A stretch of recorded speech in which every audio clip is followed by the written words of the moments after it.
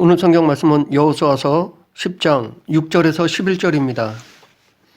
기브온은 본래 그비라, 브에롯, 기랏 여아림과 함께 히위 족속의 성읍으로 다른 세 성읍에 비해 매우 강성했을 뿐만 아니라 왕도와 같은 큰 성읍이었습니다.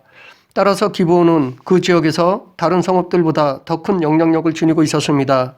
그런 기브온 족속이 이스라엘 백성들이 요단강을 마른 땅같이 건너고 여리고와 아이성을 멸망시켰다는 소식을 들었을 때 자신들의 힘으로는 이스라엘을 상대할 수 없다고 판단했습니다.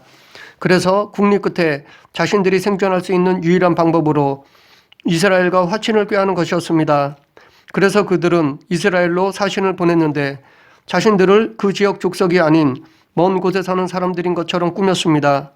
헤어진 전대와 찢어져서 기운 가죽 포도주 부대를 나귀에 싣고 발에는 낡아서 기운 신을 신고 낡은 옷을 입고 다 마르고 곰팡이가 난 떡을 준비하여 위장했습니다. 이스라엘은 이러한 기브온 사신들의 차림을 보고 또한 그들의 그럴듯한 말을 듣고 멀리서 온 사람인 줄 알고 화친을 맺었습니다. 나중에 그들이 사흘길 밖에 안 되는 곳에서 사는 사람들임을 알았지만 여호수아는 그들을 죽이지 않았습니다. 그리고 이들을 자기들의 종으로 삼아서 대대로 하나님의 집을 위하여 나무를 패고 물을 기르며 살게 하였습니다. 그런데 이 기브온 사건은 이스라엘이 가나안 땅에 들어와 행한 두 번째 실수였습니다. 모세를 통해 하나님은 이스라엘 백성들에게 가나안 족속을 다 진멸하라고 명하셨습니다. 그러나 이스라엘은 기브온 족속과 언약을 맺어서 죽이지 못했습니다. 물론 기브온 사람들이 작정하고 속였기 때문에 어쩔 수 없다고 하겠지만 이들이 좀 더 신중했더라면 얼마든지 범하지 않을 수 있었던 것이었습니다. 만약에 이들이 하나님께 기도했더라면 이런 실수는 하지 않았을 것입니다. 전에 아이성을 점령하려다 실패한 사건과 비슷한 경우입니다. 물론 이것도 아간이 몰래 하나님의 말씀에 불순종하여 발생한 것이지만 만약에 이스라엘 백성들이 기도했다면 아이성 전쟁을 치르기 전에 먼저 하나님이 그들에게 잘못을 지적해 주셨을 것이고 해결하셨을 것입니다. 그래서 아이성 전쟁에서 패배를 경험하지 않을 수도 있었습니다. 이렇게 이스라엘의 신중하지 못한 행위로 두 번씩이나 하나님의 뜻을 거슬렀습니다. 그런데 기브온 족속이 이스라엘과 동맹을 맺고 화친했다는 소식을 들은 예루살렘 왕 아도니세덱은 이 사건이 남아있는 다른 족속에게 악영향을 줄 것으로 생각했습니다. 기브온 족속이 이스라엘과 맺은 화친을 가나안 다른 족속에 대한 배신으로 보았습니다. 그래서 예루살렘 왕 아도니세덱은 가나안 남부 지역에 거주했던 헤브론 왕 호함과 야무룻 왕 비람과 라기스 왕 아비야와 에글론 왕 드빌에게 편지를 보내어 기브온 족속을 응징하고자 했습니다. 사실 기브온은 베델이나 아이성보다도 크고 강했으며 가나안 중심에 위치하고 있어서 가나안을 남북으로 연결하는 데 있어서 매우 중요한 거점이었습니다. 그렇기 때문에 기브온에서 가장 가까이 있던 예루살렘에게는 기브온이 이스라엘과 연합한 사실이 매우 위협적으로 느껴졌을 것입니다. 뿐만 아니라 다른 족속들보다 기브온의 배신은 가나안에 있는 다른 족속들을 하나로 뭉치게 하는데 큰 걸림돌이 될 수 있었습니다. 그래서 당시 가나안 남부 지역에서 그런 대로 힘을 행사하고 있던 예루살렘 왕 아도니세덱이 그곳 왕들을 규합하여 기브온을 응징하려 했던 것입니다. 그렇게 되어 죽음의 위협에 놓인 기브온 족속은 이스라엘에게 도움을 청했습니다. 우리는 혼자 살 수 없습니다. 살다 보면 누군가의 도움이 필요할 때가 있고 내가 누구의 도움을 줄 수도 있습니다. 그런데 남을 돕는 과정에서 어떤 마음과 자세로 돕느냐에 따라서 진정한 도움이 되기도 하고 그렇지 못하기도 합니다. 그러면 우리가 도와야 할 사람이 생겼을 때 우리는 과연 어떠한 자세로 도와야 할까? 오늘 본문에 나타난 이스라엘 백성들이 기브온 거민들을 돕는 모습을 통해 남을 도울 때 우리의 자세에 대해 살펴보겠습니다. 우리는 남을 도울 때 하나님의 말씀에 순종하는 마음으로 해야 합니다. 6절 7절 기브온 사람들이 길갈 진영에 사람을 보내어 여호수아에게 전하되 당신의 종들 돕기를 더디하지 마시고 속히 우리에게 올라와 우리를 구하소서. 산지에 거주하는 아모리 사람의 왕들이 다 모여 우리를 치나이다 하매 여호수아가 모든 군사와 용사와 더불어 길갈에서 올라가니라. 기브온은 이스라엘을 속이고 화친을 맺은 사람들이었습니다. 이것을 이스라엘 백성들의 입장에서 보면 자기들을 속인 괘씸한 사람들이었습니다. 우리도 마찬가지로 누구에게 속임을 당하면 기분이 좋지 않습니다. 나에게 피해를 주지 않는 것이라 하더라도 속임을 당하면 기분이 좋지는 않습니다. 물론 기본 족속은 자기들이 살고자 어쩔 수 없이 속였지만 이스라엘은 속았기 때문에 기분이 나빠서라도 이들의 부탁을 모른 척할 수도 있었습니다. 그러나 이스라엘 백성들은 기본을 구원하기 위해 올라왔습니다. 기본 족속이 이렇게 이스라엘에게 구원을 요청할 수 있었던 것은 그들과 맺은 종주권 언약 때문이었습니다. 이 종주권 언약은 주권 국가는 반드시 종속국을 보호해 주어야 할 의무가 있으며 반면에 종속국은 주권국의 보호를 받는 대신 매년 공물을 바치며 복종해야 할 의무가 있는 쌍방간의 언약입니다. 그래서 이스라엘은 이 언약에 입각해서 기본 족속을 보호하기 위해 올라온 것이며 앞으로 기본 족속은 이스라엘에게 복종하며 살아야 했습니다. 이스라엘 백성들은 자기들을 속였지만 언약을 맺었기에 그 언약에 신실했습니다. 비록 속아서 맺은 언약이라 할지라도 그 의무를 다했습니다. 이런 모습은 하나님의 신실함을 반영한 것입니다. 이것은 곧 우리의 삶이 하나님을 드러내는 통로임을 알 수 있습니다. 우리가 살아가면서 지키는 약속이 하나님의 신실하심을 드러내는 통로로도 쓰일 수 있습니다. 그래서 세상 사람들에게 신의를 보이는 것 자체가 복음 전파의 한 방법이기도 합니다. 계속해서 우리는 남을 도울 때 최선을 다해야 합니다. 9절 여호수아가 길갈에서 밤새도록 올라가 갑자기 그들에게 이르니 여호수아는 기본 거민의 구원의 요청을 받고 지체하지 않고 마치 자기의 일처럼 모든 군대를 이끌고 갔습니다. 요청받은 그 즉시로 밤을 새워 기본으로 올라갔습니다. 이스라엘 백성들은 이번 일이 아니더라도 앞으로 싸울 일들이 많이 있었습니다. 그래서 자기 앞에 놓인 문제만으로도 힘들었을 것입니다. 그런 상황에서 기브온의 도움 요청은 반갑지만은 않았을 것입니다. 더구나 아직 점령하지 못한 남은 땅을 점령하기 위해 잠시라도 휴식을 취하고 준비해야 했는데 오히려 자기들을 속인 사람들을 구하기 위해 싸운다는 것은 쉽지 않았을 것입니다. 어쩌면 자기들이 진작 죽였어야 하는데 속아서 죽이지 못하는 사람들을 자기 손 안 대고 죽일 수 있는 절호의 기회로 생각할 수 있었을 것입니다. 손 안 대고 코 푸는 수 있는 공이라고 볼 수 있습니다. 그럼에도 불구하고 여호수아는 도와달라는 요청을 받자 즉시 일어나 모든 군대를 이끌고 밤을 새워 올라갔습니다. 피곤하다고 늦추거나 날이 셀 때까지 기다려 간 것이 아니라 밤을 새가면서까지 갔습니다. 다시 말해 최선을 다해 갔던 것입니다. 아마 누구나 내가 사랑하는 사람을 도울 때는 최선을 다할 것입니다. 그러나 전혀 모르거나 그다지 친하지 않는 사람을 도울 때는 좀 달라집니다. 더욱이 이 도움으로 내게 어떤 유익이 있다면 몰라도 유익도 없고 오히려 내 수고와 희생이 따른다면 쉽게 도와주지 못할 것입니다. 도와주더라도 손에 안 보는 범위에서 형식적으로 도와줄 것입니다. 아무런 이익이 없는 상황에 최선을 다하기란 쉽지 않습니다. 그러나 예수님은 이 땅에 오셔서 많은 선행을 하셨는데 그 어떤 것도 대충이나 형식적인 것이 없으셨습니다. 미천하고 작은 소자 한 사람이라도 소중히 여기고 최선을 다해 도와주셨습니다. 이것이 하나님이 원하시는 도와주는 사람의 자세라고 생각합니다. 그러므로 우리도 최선을 다해서 도와야 합니다. 하지만 내 힘의 범위를 넘어서면서까지 무리하는 것은 조심해야 합니다. 왜냐하면 그것은 오히려 서로에게 좋지 않은 상황이 될 수 있기 때문입니다. 마지막으로 우리는 남을 도울 때 하나님을 의지해야 합니다. 8절 그때 여호와께서 여호수아에게 이르시되 그들을 두려워하지 말라. 내가 그들을 내 손에 넘겨주었으니 그들 중에서 한 사람도 너를 당할 자 없으리라 하신지라. 여호수아가 기브온 거민의 도움을 요청을 받고 올라갈 때 하나님께서 여호수아에게 두려워하지 말라고 말씀하셨습니다. 왜냐하면 하나님이 적들을 여호수아의 손에 넘겨줄 것이기 때문입니다. 그래서 그들 중에 한 사람도 이스라엘을 당할 자가 없기 때문입니다. 이 말씀은 당신이 전쟁의 주관자이심을 간접적으로 나타내시는 것입니다. 후에 다윗도 골리앗과 싸울 때 또 여호와의 구원하심이 칼과 창이 있지 아니함을 이 무리에게 알게 하리라. 전쟁은 여호와께 속한 것인즉 그가 너희를 우리 손에 넘기시리라 라고 고백했습니다. 이처럼 모든 전쟁은 하나님의 주권 아래에 있습니다. 그런데 이 하나님의 주권은 전쟁에만 해당되는 것이 아니라 모든 일에도 마찬가지입니다. 모든 행사는 하나님의 주권에 있습니다. 그렇기 때문에 우리는 어떤 일을 하기에 앞서 항상 하나님의 뜻을 구해야 합니다.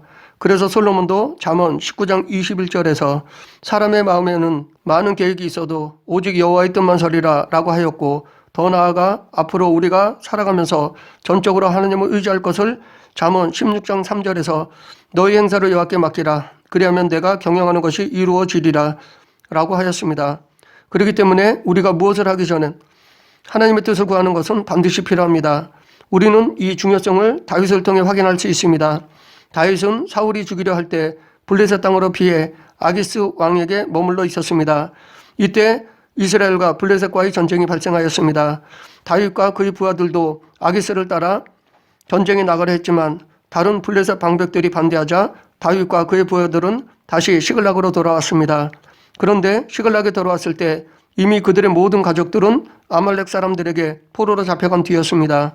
모든 사람들이 슬퍼하고 낙심하여 다윗을 죽이려 할 때 다윗은 에봇을 가져오라고 하고 하나님의 뜻을 구했습니다. 자기 감정대로 행동하지 않고 하나님의 뜻을 먼저 구했습니다. 그리고 하나님의 말씀에 순종하여 피곤함 중에도 아말렉을 쫓아가 싸워 승리했습니다. 모든 가족과 재산을 무사히 찾아왔습니다.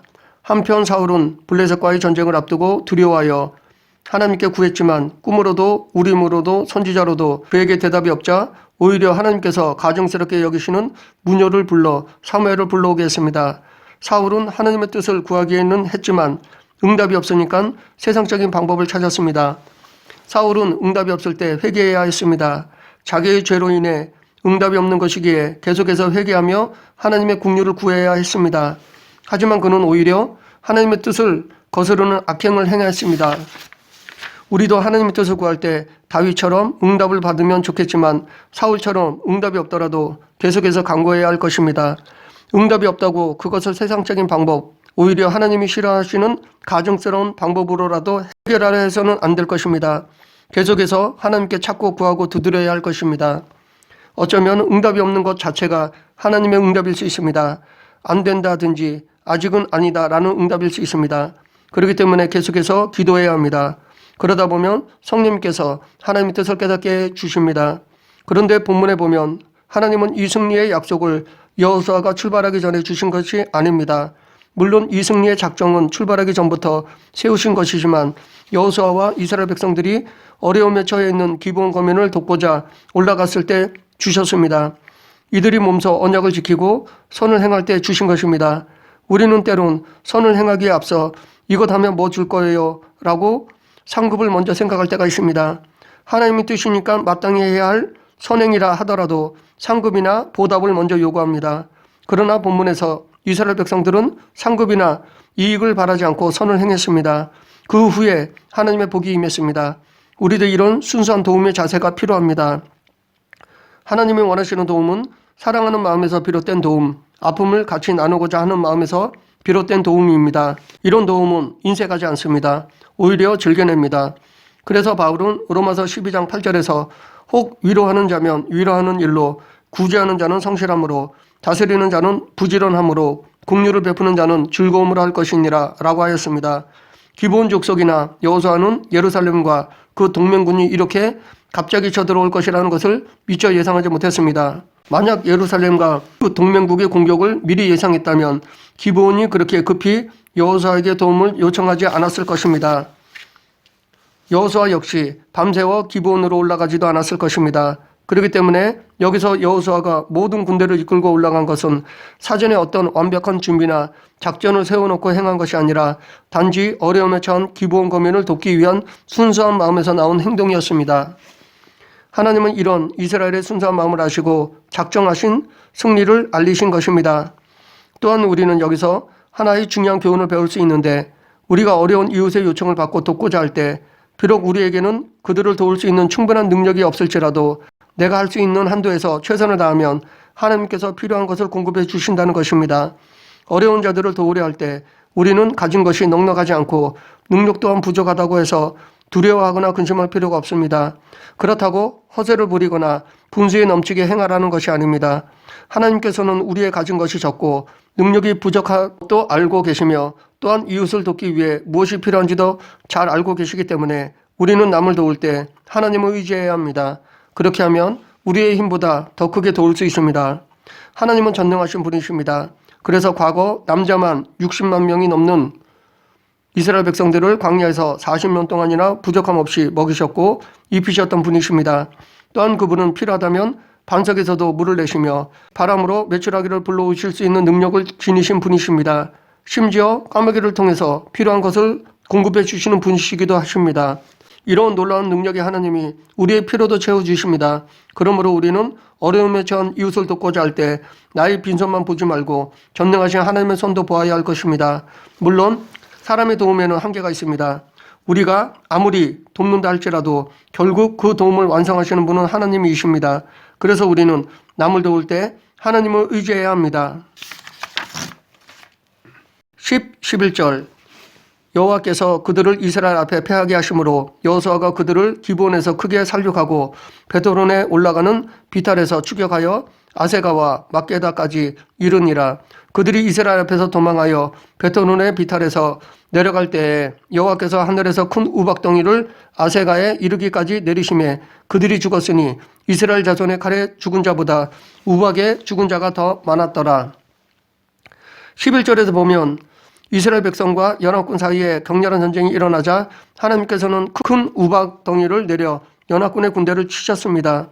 그래서 이스라엘 백성들이 칼로 죽인 자보다 하나님께서 우박을 내려 죽이신 자가 더 많았습니다. 결국 이 전쟁에서 승리하게 한 결정적인 역할은 이스라엘 백성들이 아니라 하나님이신 것입니다. 하나님께서 8절에서 여호수아에게 말씀하신 전쟁에 대한 승리의 약속을 지켜주셨습니다. 그것도 당신이 직접 역사해 주셔서 이루어 주셨습니다. 이렇게 하나님께서 직접 싸워주시고 승리해 주셨기 때문에 이스라엘 백성들은 자랑할 수 없습니다. 비록 자신이 전쟁터에 나가 대적을 맞닥뜨렸지만 승리하게 하신 것은 하나님이십니다. 그러므로 이스라엘 백성들은 하나님께 감사하며 하나님만 높여야 합니다. 자신은 하나님의 뜻을 이루는 도구일 뿐임을 고백해야 했습니다. 우리도 마찬가지입니다. 하나님의 사명을 감당하지만 사명을 이루고 나서 자랑할 것이 없습니다. 우리도 하나님이 쓰시는 도구임을 잊어서는 안 될 것입니다. 우리도 바울처럼 하나님께 쓰임받고 나서 그러나 내가 나된 것은 하나님의 은혜로 된 것이니 내게 주신 그의 은혜가 헛되지 아니하여 내가 모든 사도보다 더 많이 수고하였으나 내가 한 것이 아니요 오직 나와 함께 하신 하나님의 은혜로라 라고 고백해야 할 것입니다. 절대로 자기 자신을 높이거나 내세워서는 안 될 것입니다. 그렇게 하면 하나님이 높여주십니다. 말씀을 정리하겠습니다. 우리는 혼자 살아갈 수 없습니다. 더불어 함께 살아가야 합니다. 그러다 보면 누구의 도움이 필요할 때가 있고 누구를 도와줄 때가 있습니다. 그 중에서 우리가 누구를 도와줄 때 갖춰야 할 자세가 있습니다. 남을 도울 때 하나님의 말씀을 순종하는 마음으로 해야 합니다. 형식적으로가 아니라 최선을 다해야 합니다. 전능하신 하나님을 의지해야 합니다.